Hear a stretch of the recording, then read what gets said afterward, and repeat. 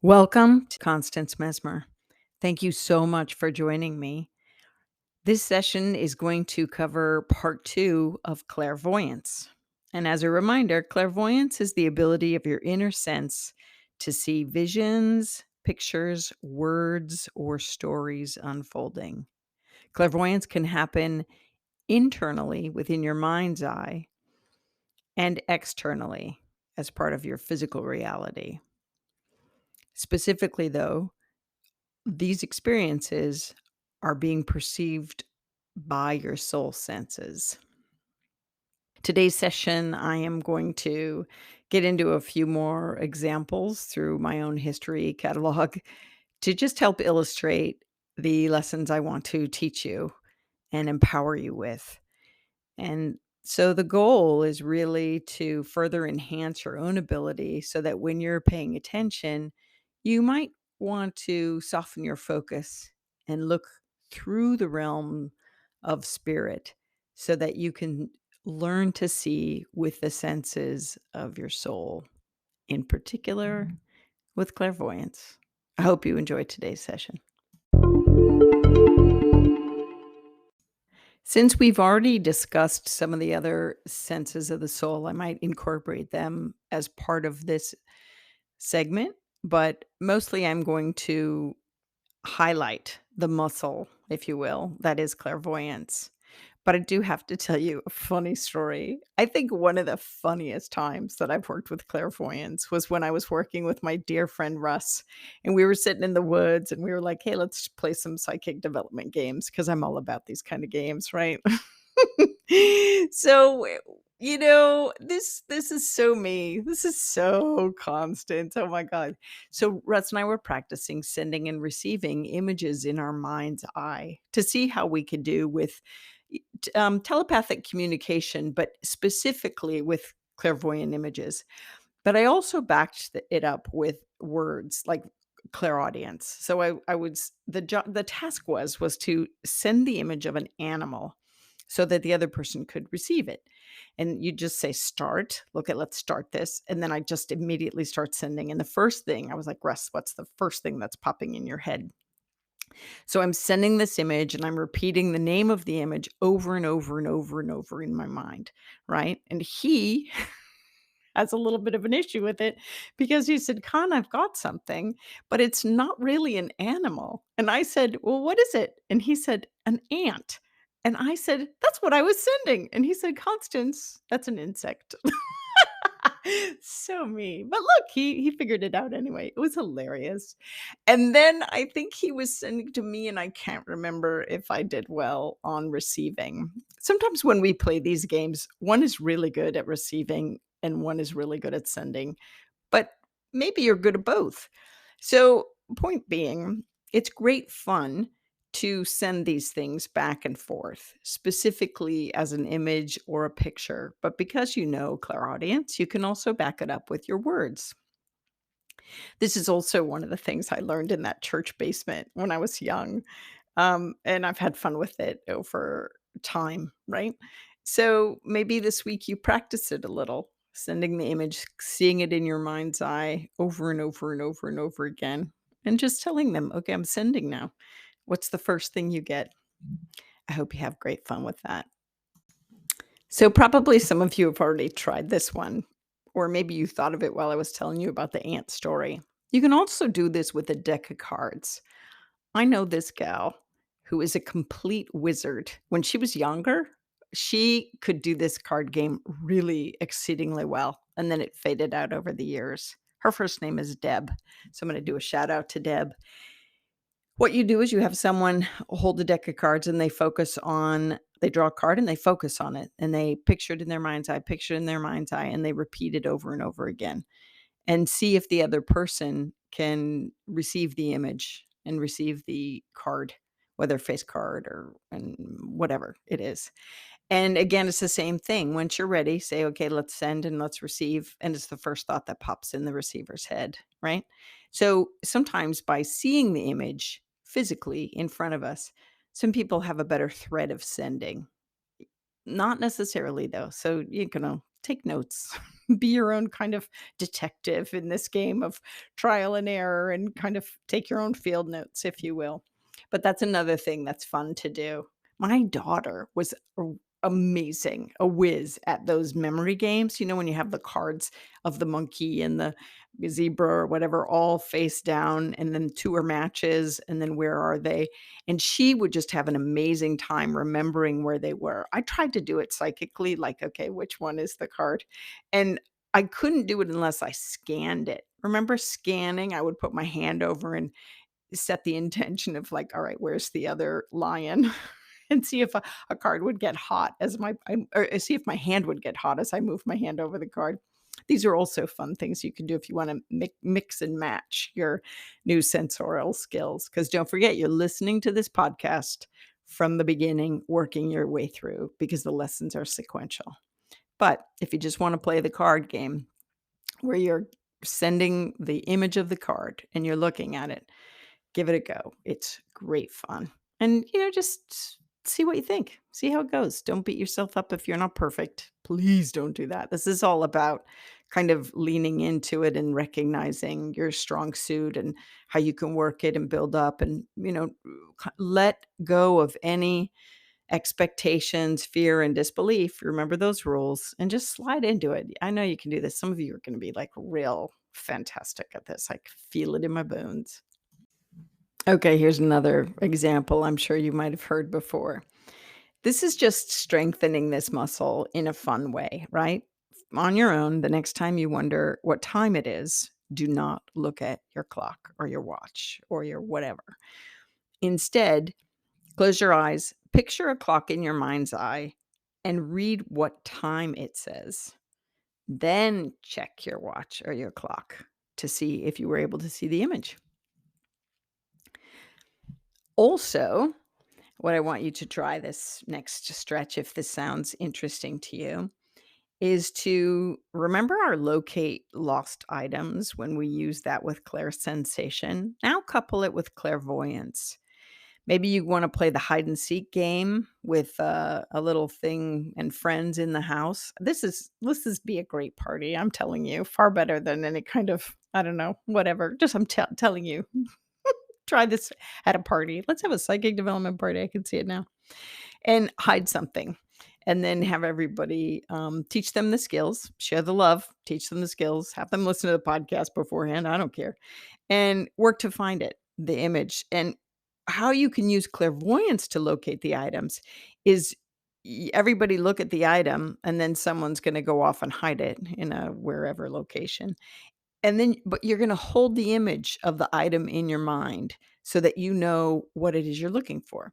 Then when the person comes back and it's hidden, picture the item again and then look around to see, is it on a shelf? Is it under something? Is it in a closet? Like, where do you see the item being? I want you to visualize it and just note its surroundings and then go to where your inner awareness sees it to be. Give this a try. This is a bit of distant viewing, remote viewing, and which we'll get into more on down the line. But try it now because it is a part of clairvoyance. Yeah, great. I remember one time this woman had booked a mediumship session with me. And I have to tell you, I lived in this cottage and I set up a rule to spirit, right? This was my house rules. Because when you start opening and hanging your shingle for business, you need to have rules that you post kind of all over the spiritual internet, if you will, as much as you're doing it in the physical and posting your hours on a website or anything like that. So I had to send up a giant kind of billboard bulletin to spirit saying, "You may not come in my house and bother me. You have to get your loved ones to call me. I am not going to reach out and call them for you, even though you're on the other side and I see you and I hear you. You may not interrupt. You may not pester. I have office hours. Here they are. There will also be times when I go into meditation to work with you, a healing, especially if your loved ones here are not contacting me and you need other ways to get in touch with them. because I can help you with that. This is what I told spirit, beings in spirit, people in spirit. So I had that rule out there. And I remember one day I was like just passing through my living room and I was aware of someone at my front door. You just get that feeling, remember? Clear sensation. But also there was that, there was the pole, the magnetic pole. We've had this discussion before. So I look over and in my field of vision, my eyes are completely open.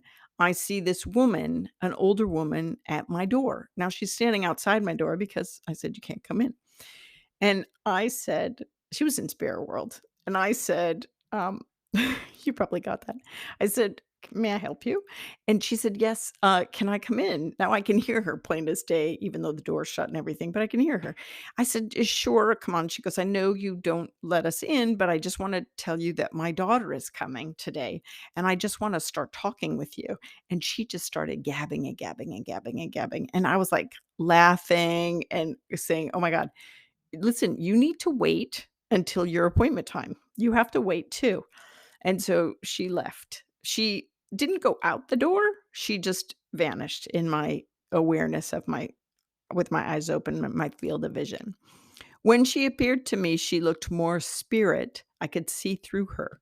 Remember last time I said when I see these people that have crossed, they look as if they're a reflection, like as you're looking at a reflection in a window while still being able to see beyond and what is outside the window. That's how she looked. I was able to see through her. Very light, very lovely, really lovely. So sure enough, when her daughter came for a session, she was so happy then because now she could come, right? And I could listen to her and then relay all the messages. So I told her daughter, I said, "Listen, your mother's been here all morning. She wanted to come early. She's already been talking to me." And she laughed and laughed. She said, "That sounds like my mother." So we all of a sudden, the whole room, my whole area of work filled up with all her loved ones. And I was like, "Okay, I've got this one here and this one here, and I've got an uncle here and blah, blah, and your father's here and all this stuff." Now, the dad was interesting. I did not hear the dad talk. I said, "He's kind of taking a back seat to your mother's banter." And she said, "Yes, that totally makes sense." But I said, "What that your dad is doing is I see him very clearly, and he's reaching for his billfold to give you money." And she practically wept because that was exactly what he would often do. So sometimes spirit will not so much communicate with words clairaudiently for one reason or another, but they will act out messages. And so if you're working with connecting to spirit and you're um, fully open to the various ways communication can take place, you have to be aware that they are going to use various psychics or soul senses to get the message across to you. And it didn't matter how much light I called upon from the heavens or how much I said, "Can you speak up? I can't hear you very clearly." And I was having this in my mind. I didn't say this out loud with a client there. It didn't matter all of that. It was really just the visual that he was giving. Now, had we done more and more sessions, we did do a couple more, but had we done more, I don't know if he, could have developed that or what the deal was, or maybe the mom would have backed off a bit, but she definitely liked to have the run of the show. I'm telling you, totally lovely family, totally lovely. And I could smell like the Italian food cooking, like the food. It was, it was lovely. I think it was Italian. It was very I said, "God, they're cooking," and it just smelled the aroma of food was phenomenal. So this is what can happen. The same too, remember before I told you about, I've seen women sewing. I don't think I told you that. I had a situation where a friend's mother had died, and I was going to meet with a friend that day, and the mom showed up, and I let her show up. Listen, I was not going to say, "No, come back and let me book an appointment," or "You book an appointment," or "Get your daughter to book an appointment." I was just like, "Yeah, what's your message?" And I didn't hear her clairaudiently. I couldn't hear her at all, but I saw her doing something with her hands, and I thought she was sewing initially, and then I realized she was cracking eggs, cracking eggs. She was baking. And so this was the message. I gave it to the daughter, the message to the daughter, and the daughter said, "Wow, yeah, no, she wasn't sewing at all. She was cracking eggs to bake because it just so happened my sister and I were making some of her recipes this past weekend when we got together." So it was just really lovely. Truly, truly, truly, truly. So whether you're working and studying with along with me for your own good in regards to your own connection time with loved ones that have crossed, or your own prayer time with beings from the higher realms, or if you're a medium working to enhance your craft of helping deliver messages from the spirit realm, any and all of these, or even building connection with beings that are alive, people that are alive, animals that are alive, nature, whatever. All of these, these methods of tuning into soul will help in each of these areas. And I'm going to individually get into them after we've gone through all of the ways the soul can perceive, back and forth communication efforts and techniques. So I will highlight each section as its own lesson.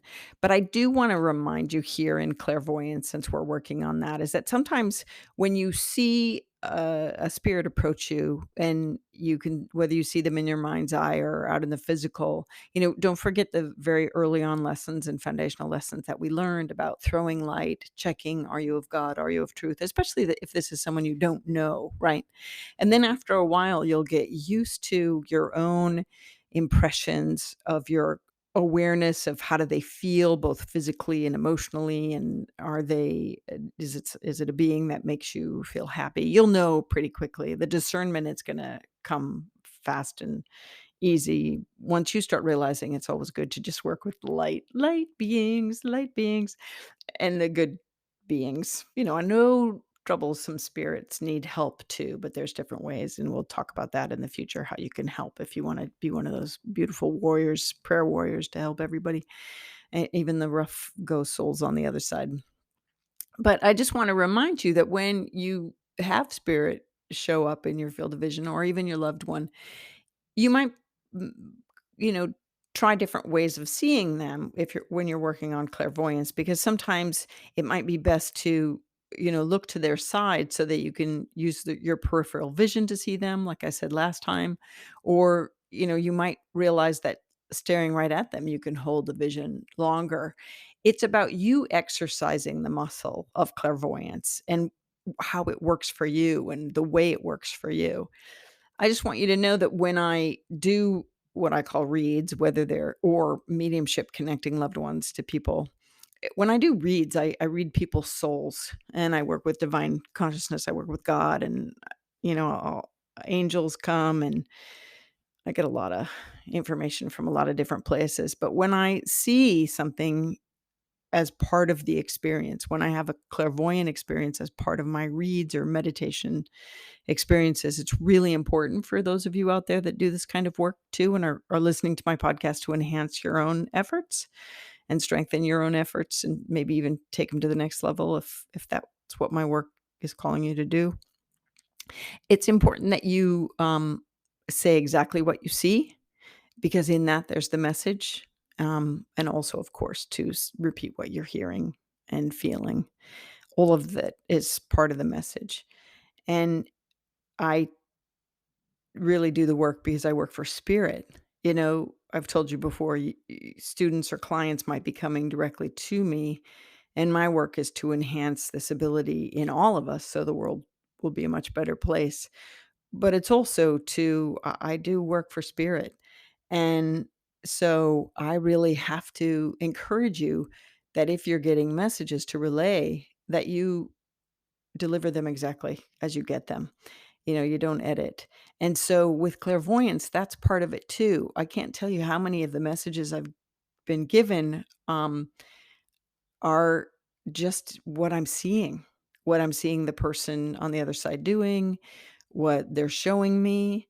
I know this young gal. When I wrote Some Dogs Talk, I had some great young friends read the book, and there's this one gal, she was like, "Listen, I love your book, but that's not at all how I hear dogs talk." And I was like, "Wow, how do you hear them communicate? What's your communication method, whether it's hearing, seeing, feeling?" I'm gonna go through all of them in the book, Some Dogs Talk.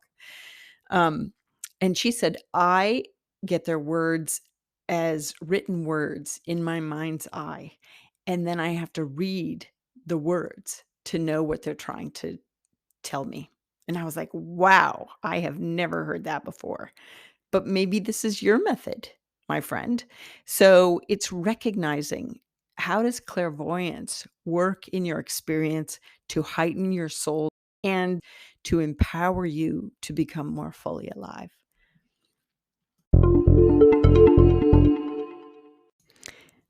Okay, so maybe try this with a friend. Make sure you don't have any interruptions or, no distractions. So set aside time and a place and sit opposite them. And in your mind's eye, if you're going to be the one kind of reading what you see and you're practicing it and they're being the sitter, they're just going to sit there. Ask in your mind, show me something of interest about them. Show me something from their past, their present, their future, and then look at them in the eyes. But with your relaxed awareness, notice the periphery around their head or around their upper body, and looking kind of in those spaces to see if you can see and have your eyes and your awareness, your psychic eye, your inner eye, open up to other clothes or things on or around them from another time or place. It may be a subtle impression, it may be fleeting, it may be you can't help but see it, and just kind of be open. And if you're not seeing anything, say, "What would I see if I did see something?" And trust the first thing that you get. Remember patience and persistence with all of this. When you're making that intention request, show me of something of interest from their past, their present, or their future. Realize that you're setting your intention in that moment. And you could be, when I do this, I usually set the intention to their soul. Tell me something, show me something that will be helpful to them. And with that quick intention, it will unfold. And your job is just to notice if you're seeing impressions in your mind's eye or literally on them, or you can't help but think of something, or a scene kind of plays out in your memory, and deliver it. So when you sit with them, first of all, you're just setting the immediate intention to get information that's going to be helpful for them.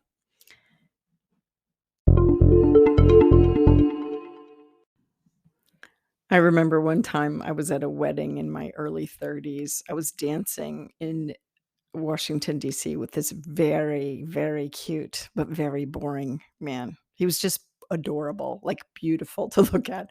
And I'm like just dancing with him and everything. And I decided to go out of focus and look around his head for anything interesting. Like, I wonder if he's got like any hats from previous lifetimes that he's still like wearing or whatever. And because, sometimes I can do that and see past lives or things that they wear in this life that they don't necessarily have on their head in the moment. And on his head, I saw earphones. To me, they were huge earphones, right? Good old fashioned earphones and or headphones. Headphones, that's it. Well, now they're the same, right? All the big headphones are now big. They the little teeny ones, the big ones, but back then when I looked, that was definitely an old thing. Why? Because I was meant to see it, so it was huge, even though when I asked him, I was like, "Do you ever wear headphones or anything? I keep seeing headphones around you." Now, he knew what I did for a living, and so he's like, "Yeah, yeah, tell me what." And I said, "I just see these giant headphones." And he goes, "Well, the headphones I wear all the time. I wear them all day, every day. I work in politics and I'm always cruising around with these headphones in to kind of, have my jam or the story or whatever I'm listening to, but I wear them all the time." Now, I wasn't wrong that they were giant on his head. They were giant so that I could interpret the meaning, the fact that they were there. If they were little AirPods or earpods or whatever they are in his head, I wouldn't in his ears, I wouldn't have seen them as readily, you know? I might have thought it was a phone thing, but for him, it was specifically music. It was so great. So, okay, I need to clarify that. He was not boring. The information that he was talking about to me was boring because it was not a topic that I would really get into. And so I just want to clarify that. He was beautiful, really smart, and I just decided to take that moment because I zoned out of the conversation to zone in and tune in to what was around him. And that's when I saw the earphones.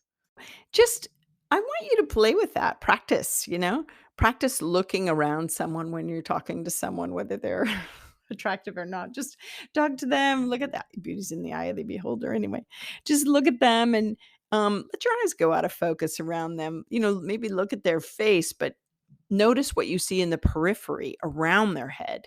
So maybe you'll see I'm gonna throw some things at you. You might see, a pirate's hat, and they're really into, have had past lives as a pirate, but it could also be symbolic, not literal. That's the cool thing when you see images as a message from spirit realm or information on a psychic level. When you see images, you have to discern whether it is literal or symbolic. So pirate hats could mean they're up for adventure, or it could mean, oh my gosh, watch out, this person is a pirate, right? Someone who might not play by the rules or any of those, s- you know, things that a pirate conjures up in your mind, what a pirate is all about. So I often use the example that, I've seen horseshoes around people, and I have to discern, does the horseshoe mean good luck or does it mean they work with horses? It's this kind of thing, right? But don't brush the image away. So, try that this week when you're chatting with someone, just chat, chat, chat, and then let your eye go out of focus, kind of, or just check the periphery. Like, if they're wearing a hat, what kind of hat would it be? Or do you remember when I told you about the time I used to look in the mirror when I was little and be like, who are you? Who are you? And I'd let my eyes go out of focus and I would just, you stare long enough and your face might change or clothes might change. Do that this week. Notice and just kind of document what images you see, and then maybe take the time to ponder it on a walk or chew on it on a bike ride or a drive or whatever. Like, I saw myself as this, this color skin, this kind of clothes, this kind of hat, this kind of facial hair.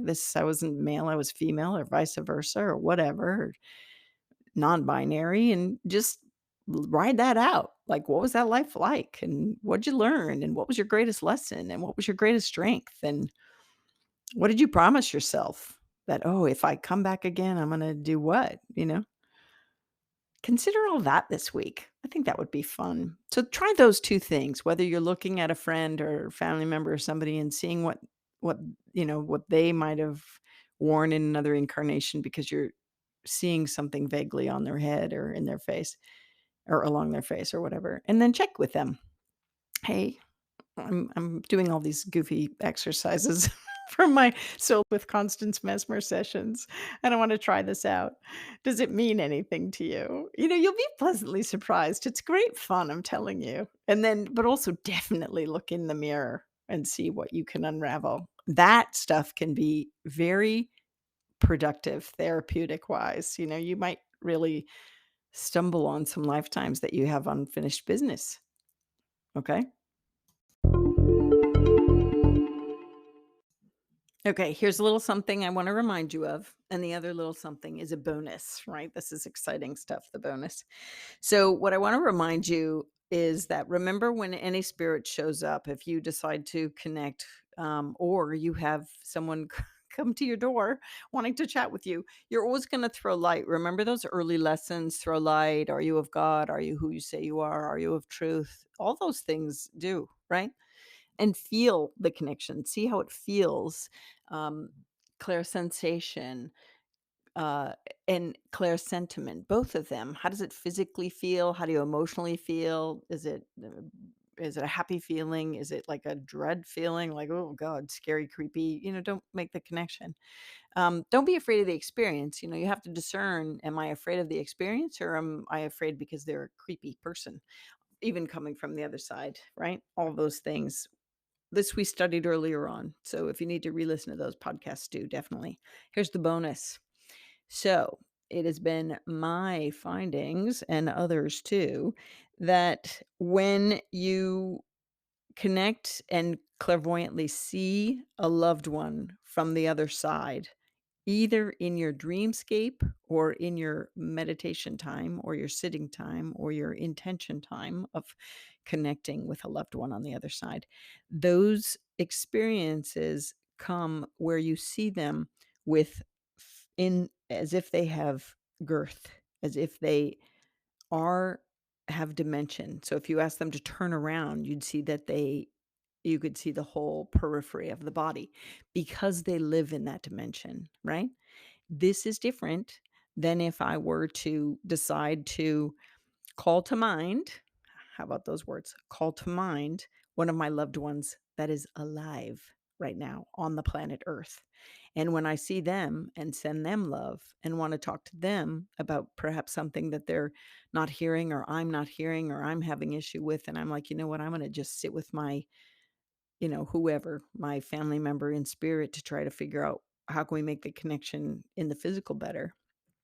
Or even if I want to tune in to try to figure out what I can do to help one of my kids or, family member or loved one or friend or whatever. If those people are living on the planet and if I see them clairvoyantly, they are in two-dimensional space. They are flat as a pancake if I ask them to spin. Why? Because they don't reside in the spirit realm. They reside here. So sometimes when I teach this as a class, I've had students actually see them as photographs. I don't always give this bonus information at the start of my class because I want my students to have the experience, and then I can ask them to turn. What do you notice that's different? All those eureka aha moments are really cool when you experience them for yourself. So I'm sorry if I've if I've given you a secret knowledge information, but it's just something to be aware of when you're heading into that space and developing your own practice of connecting through the realm of clairvoyance.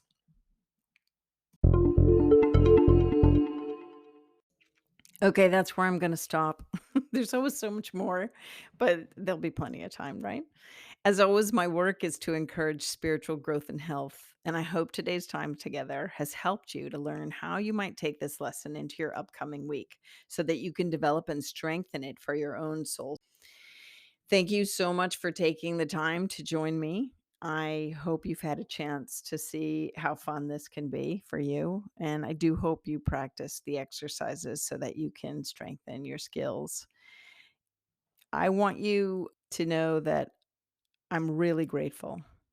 I'm really grateful for you because in you, I am able to do what I'm meant to do.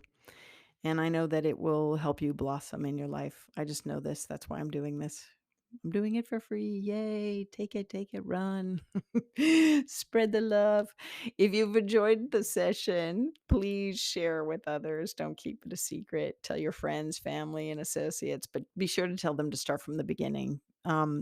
Just because the lessons build one upon the other, as I've mentioned a million times over.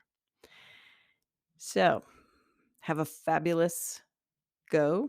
Have a fabulous week, month, whatever gap time you use between your lessons here. And you've been listening to Constance Messmer. Thanks for tuning in. Legally speaking, this podcast is presented solely for educational, spiritual, and entertainment purposes. It is not intended as a substitute for medical diagnosis, treatment, or the advice of a physician, psychotherapist, or other qualified professional. You should not use this information to diagnose or treat a health problem or condition. Always check with your doctor. Thank you. Thank you for joining us today.